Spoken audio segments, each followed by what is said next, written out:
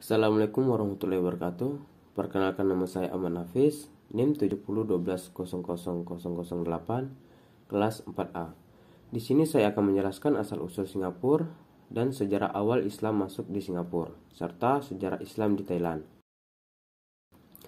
Asal-usul Singapura atau Singapura merupakan nama modern yang digunakan sekarang untuk menyebut negara yang terletak di Selat Malaka. Penyebutan Singapura sering dihubungkan dengan kekuasaan Thomas Stamford Raffles yang menggagas proyek Singapura pada tahun 1818 karena kekecewaannya terhadap Belanda yang merebut kembali tanah Jawa di Inggris. Kemudian Raffles menandatangani perjanjian dengan Tamanggo Sri Maharaja untuk menguasai Pulau Singapura pada 19 Januari 1819. Tahun 1819 dipandang sebagai awal penggunaan nama Singapura untuk menyebut daerah tersebut. Akan tetapi, asal-usul dan kemunculan istilah Singapura untuk pertama kalinya belum dapat dipastikan. Menurut salah satu sumber Melayu lama yang disebutkan bahwa salah seorang keturunan Sang Superba dari Palembang pergi dan tinggal di Pulau Bintan. Dari sana ia melihat pantai putih di pulau lain. Ketika ia menanyakan tempat itu, ia mengetahui bahwa pulau itu adalah Pulau Tamasik. Dan ia minta untuk mengunjungi pulau tersebut. Tetapi ketika baru saja berlayar menuju pulau itu, tiba-tiba datang angin topan menerpa kapal mereka. Angin topan begitu dahsyatnya sampai kemudian mahkota sang pangeran jatuh ke dalam air. Tanpa diduga, angin topan itu pun tiba-tiba berhenti dan laut pun kembali terang. Atas kejadian itu, mereka meyakini bahwa jatuhnya mahkota sang pangeran ke dalam air yang kemudian disertai terhentinya angin topan dan tenangnya kembali air laut merupakan pertanda diperbolehkannya sang pangeran beserta pengikutnya untuk memasuki pulau tersebut.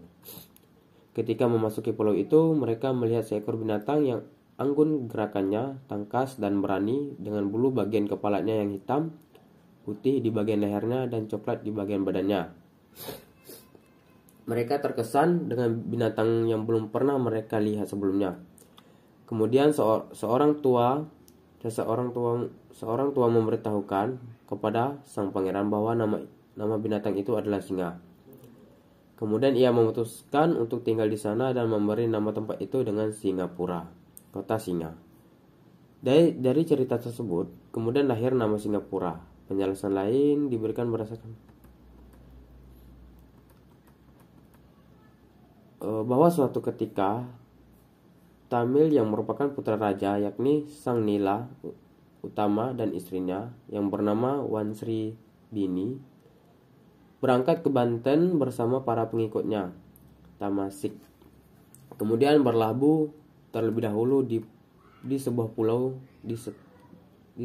pulau selatan semenanjung Malaya. Ada beberapa teori yang mengenai kedatangan Islam di Asia Tenggara telah banyak dilakukan, baik teori-teorinya maupun tinjauan kritis atas teori-teori tersebut. Oleh karena itu, penjelasan mengenai hal ini disajikan secara singkat berdasarkan salah satu tinjauan yang pernah ada. Berikut ini teori Islamisasi di Asia Tenggara. Teori pertama, teori Arab, menyebutkan bahwa Islam datang ke Asia Tenggara langsung dari Arab, tepatnya dari Hadramaut. Menurut teori ini, Islam masuk ke Asia Tenggara sejak masa abad pertama Hijriah atau abad ke-7 dan abad ke-8 Masehi. Proses masuknya Islam pada masa ini ditandai dengan dominasi perdagangan Arab dalam perdagangan Barat Timur. Teori kedua, teori India, yang dikemukakan oleh beberapa ahli dari Belanda, diantaranya Pitznapel 1872, yang mengatakan bahwa Islam di Nusantara datang dari India, tepatnya Gujarat, sehingga teori ini lebih dikenal dengan teori Gujarat. Menurutnya, asal mula Islam menjalani kontak dengan Asia Tenggara berangkat dari wilayah Gujarat dan Malabar. Teori ketiga adalah teori Bengal, disampaikan oleh Ki Qadarullah Fatimi, yang memberikan kesimpulan bahwa Islam masuk ke Asia Tenggara atau Nusantara melalui Bengal atau Bangladesh Menurutnya, Islam datang pertama kali di sekitar abad ke-8 Hijriah atau ke-14 Masehi. Kesimpulan ini ia ambil berdasarkan keterangan Tom Pires yang menyatakan bahwa mayoritas orang terkemuka di Pasai adalah orang Bengali atau keturunan mereka. Islam muncul pertama kali pada abad ke-11 di Semenanjung Malaya adalah dari arah pantai timur, bukan barat atau Malaka, yaitu melalui Kanton, Phan Vietnam, Leran dan Trengganu. Selain itu, beberapa prasasti yang ditemukan di Trengganu juga lebih mirip dengan prasasti yang ada di Leran, Jawa Timur. Teori keempat, teori Persia, menyatakan bahwa para pedagang Persialah yang membawa Islam ke Asia Tenggara.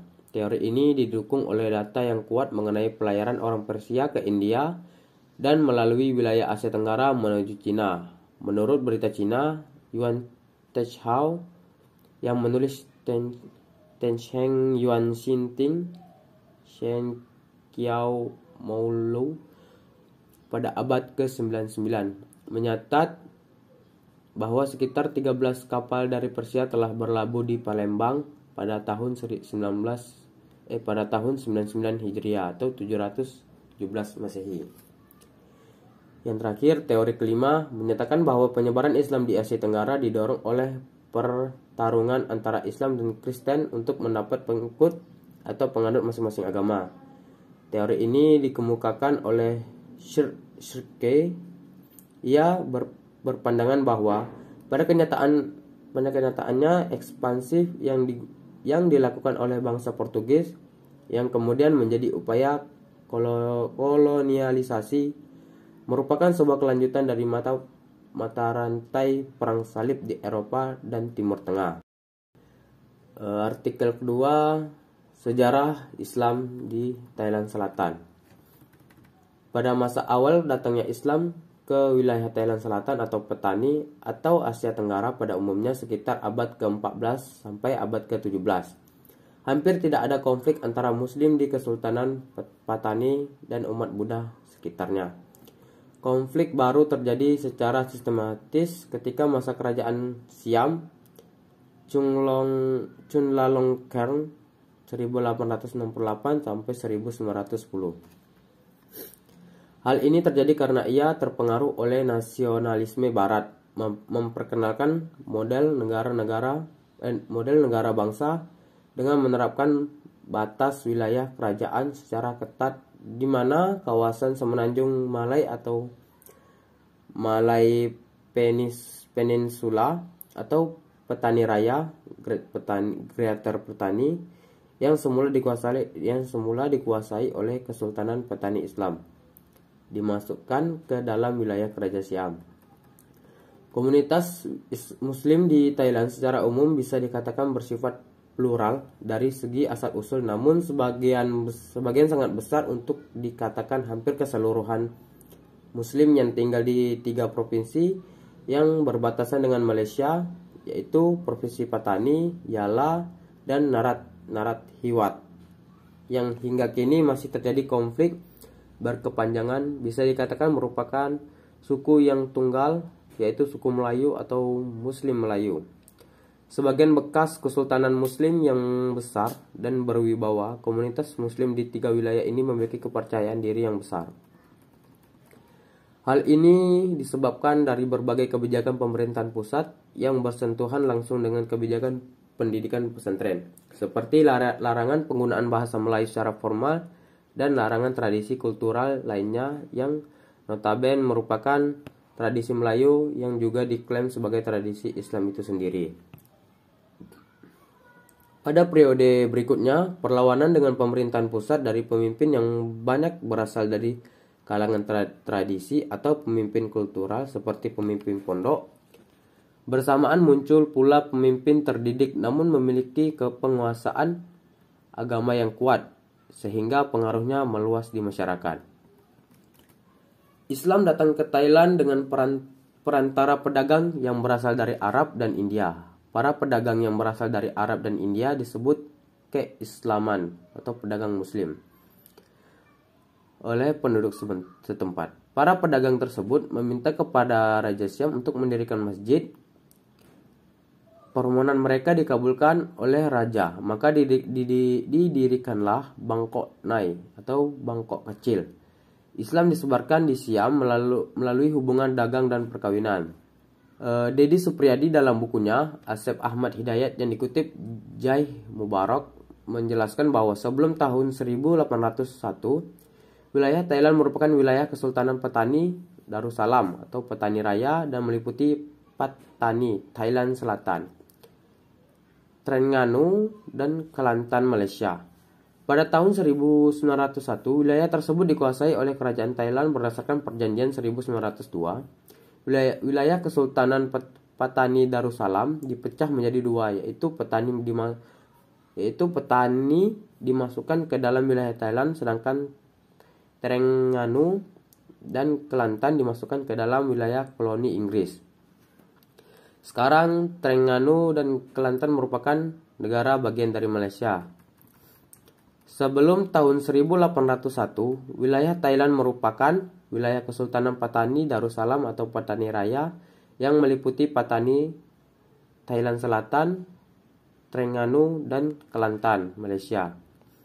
Patani Raya adalah kerajaan Islam yang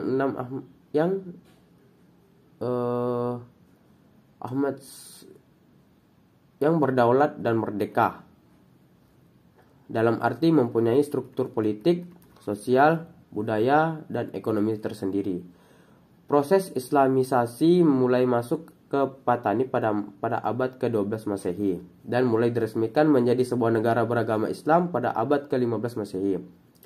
Kerajaan Melayu Patani telah mencapai puncak keanggungannya pada zaman pemerintahan raja-raja perempuan 1584 sampai 1624 dan berakhir pada zaman pemerintahan Raja Kuning 1635 sampai 1688. Patani mulai merosot.